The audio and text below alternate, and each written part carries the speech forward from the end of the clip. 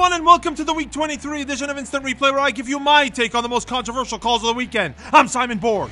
We start in Toronto, where TFC star Sebastian Jovinko wanted a penalty called on Sporting's Kevin Ellis for this 19th-minute challenge. Get out of here with that! Ellis barely touches him. Good no call by referee Mark Geiger. Less than a minute later, Ellis was busy drawing a penalty on the other end of the field. We can't tell exactly what's going on between him and Toronto defender Ahmed Kantari, but it's hard to fall the way Ellis does without significant contact. Geiger points at the spot, and Benny Feilhaber gives Sporting the lead on the way to a 3-1 win.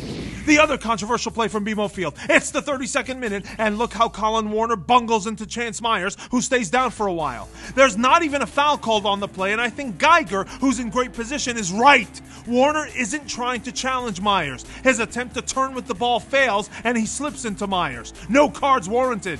To Houston, where we saw one of the most brutal tackles of the season. Look at how rookie Fatai Alashe goes in on Luis Garrido. It's not just the force or the fact that his studs are up. Look at the kick he delivers on the follow-through. That should have been a straight red to me, but he gets away with a yellow from referee Fotis Bazakos. Alashe would eventually get his marching orders in the 60th minute, earning a second caution for stopping a promising attack. Good call.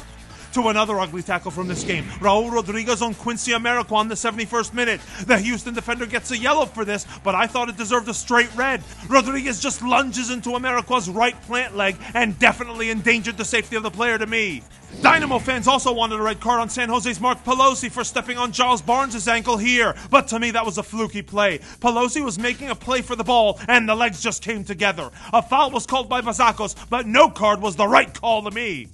Speaking of Pelosi, he was involved in a play just moments later where he went flying in the penalty area on the contact from Houston defender David Horst. Tough to tell from this angle whether it was worthy of a penalty.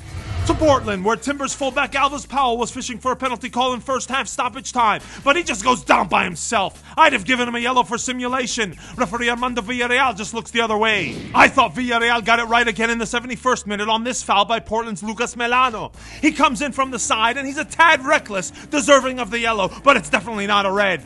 Melano's compatriot, Ignacio Piatti, probably should have seen a red card himself in Montreal.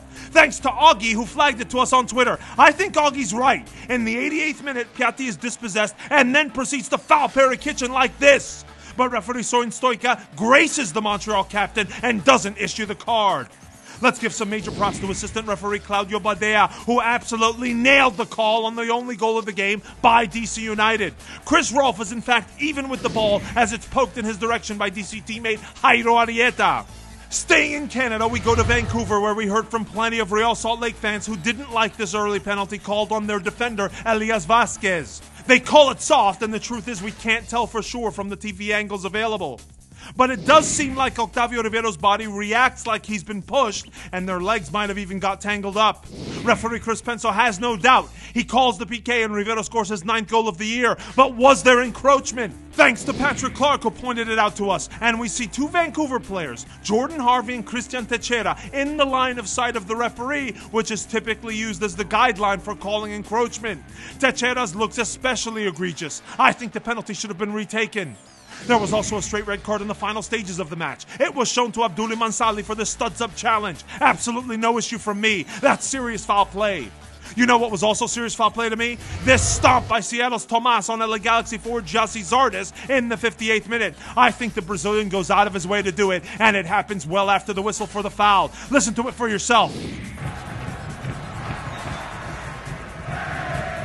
Some of his biggest moments when you think about it. I would have shown him a straight red, but the referee Jair Marufo doesn't spot it. Colorado Rapids rookie Axel Højbjerg was sent off at Dick's Sporting Goods Park for 2 yellow card fouls on Crew SC's Kai Kamara that looked practically identical. Here's the first one, and then came the second one in the 90th minute, and Højbjerg will be suspended for his team's next match on Friday in San Jose. Colorado players were shouting for a handball by Chris Clute in the box, and based on this replay, I would have called it. But referee Alan Kelly lets play continue despite the protests. And we end at Red Bull Arena for what was another intense New York rivalry match, and NYCFC were especially heated about the Red Bulls' opening goal, which started with this free kick. NYCFC felt it was Mix Diskerud who was fouled, but I think they're wrong. Look at how Diskerud hooks his arm into Damian Perinel. That's a good call by assistant Peter Manikowski, who's right there. In the 38th minute, Thomas McNamara goes down in the box, but I don't think Kamar Lawrence does anything illegal. Good no call there by referee Ismail Elthaf. In the 56th minute, it was Frank Lampard hitting the deck in the box on the contact from Dax McCarty. I agree with Jean-Paul on Twitter. That did look like a foul to me. McCarty is playing the man and not the ball, but Elfat doesn't call it. The other play that got under the skin of the Blues, this offside flagged on David Villa in the 55th. This is a tough play to call, and we need the freeze frame for this one. Although the angle is not ideal based on the cut of the grass, it looks like Villa may have been in line with Matt Miazga. But assistant Kermit Quisenberry raises the flag, and the play is stopped dead. And finally, the Six-Borough Blues supporters group, based in the UK, by the way, they picked up on something that happened in the box in the 64th minute on a Red Bulls corner kick. You see Damian Perenel trying to get free from the mark of Jefferson Mella, and that's just not allowed. That reaction is worthy of a red card, but it was also impossible for the referee to spot. It didn't escape the broadcast cameras, however. What do you think about that play? Let us know in the comment section below, and remember to keep using that hashtag instant replay. For our editor, Abner Sevis, I'm Simon Borg. See you next time!